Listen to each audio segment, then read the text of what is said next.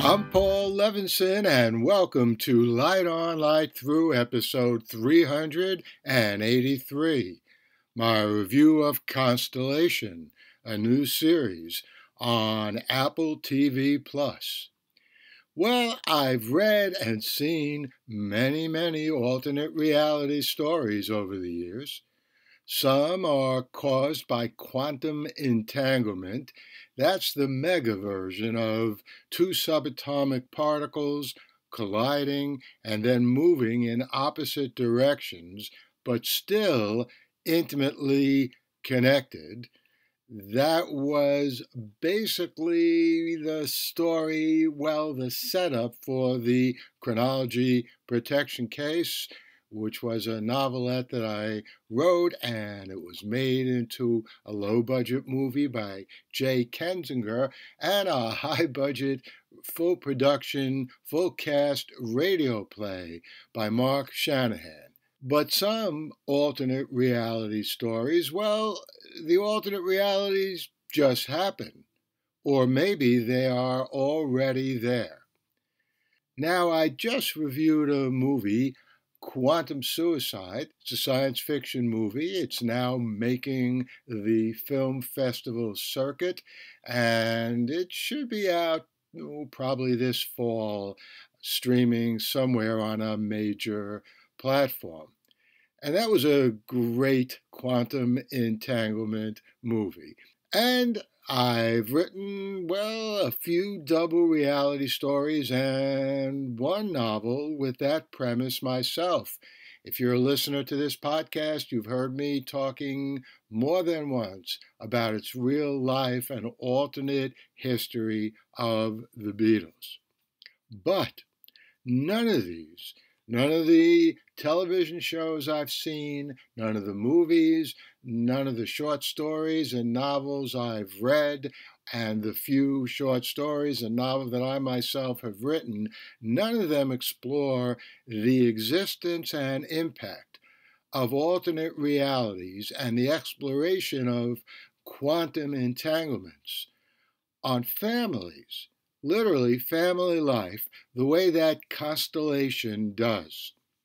In fact, none do much of that at all in the at once deep and startling way that this new series on Amazon TV Plus does.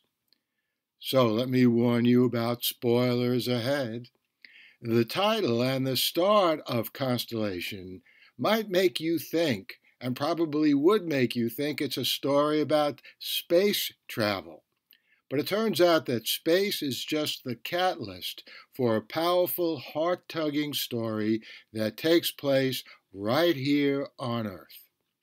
Joe, J-O, is an astronaut on the International Space Station, which suffers a devastating accident.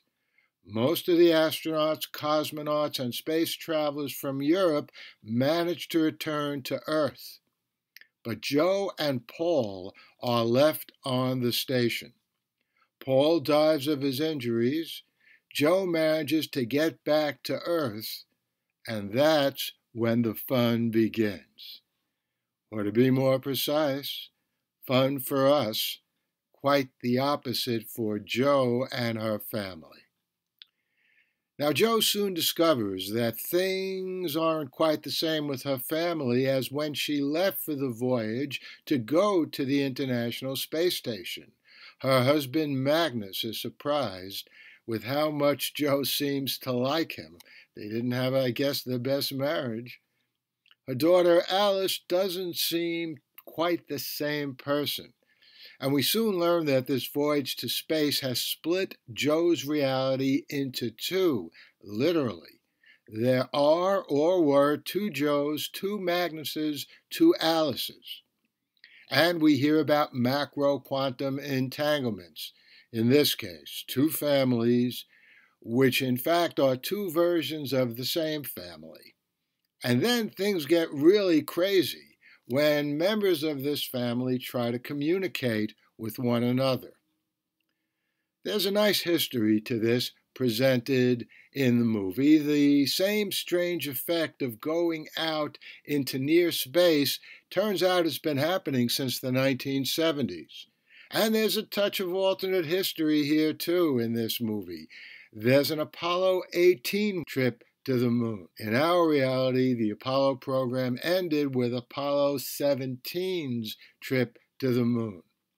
But the heart of this carefully crafted narrative is the agony that Joe's two families, the same family in two slightly but significantly different versions, what that family split into two identical parts, although not quite identical, what they go through as they struggle to make sense of Joe's return from space and what's happening to them.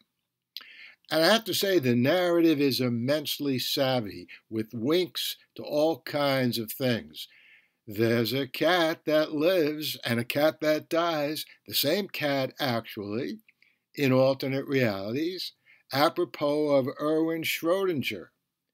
Alice lives up to her literary tradition in Wonderland on both sides of the looking glass.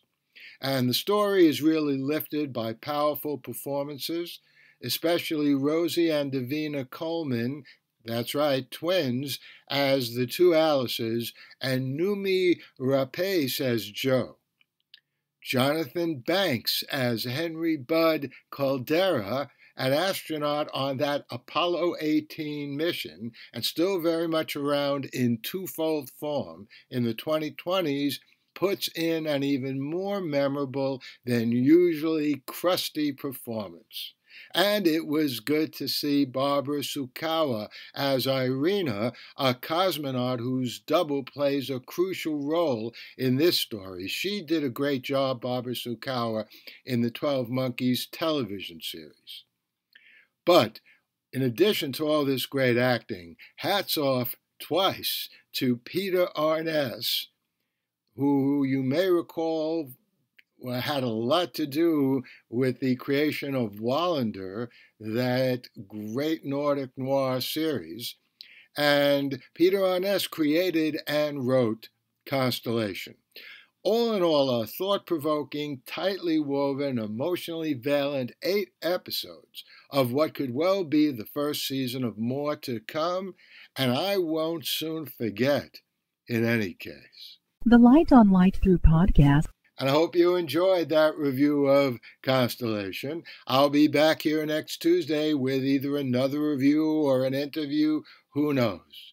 In the meantime, stay safe, stay sound, and hey, a shout out thanks to the U.S. Congress for passing that immense package which is going to provide military aid to Ukraine in its fight against the Russian fascists that are trying to take over their country, military aid to Israel, humanitarian aid for the people living in Gaza, and even some aid thrown in, actually a lot of aid for Taiwan, where I'm happy to say, they've published Chinese translations of a couple of my books, so hey, I would hold them in high regard anyway. And I'll see you here next week. The Light on Light Through podcast.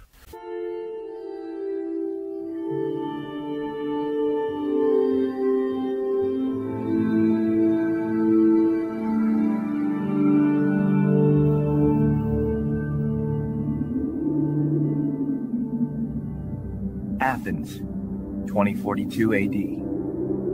She ripped the paper in half, then ripped the halves, then ripped what was left again into bits and pieces of history that could have been. Sierra Waters had read once that, years ago, it was thought that men made love for the thrill, while women made love for the sense of connection it gave them.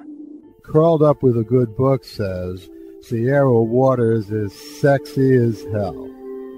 You can find out more about The Plot to Save Socrates by Paul Levinson at theplot2savesocrates.com.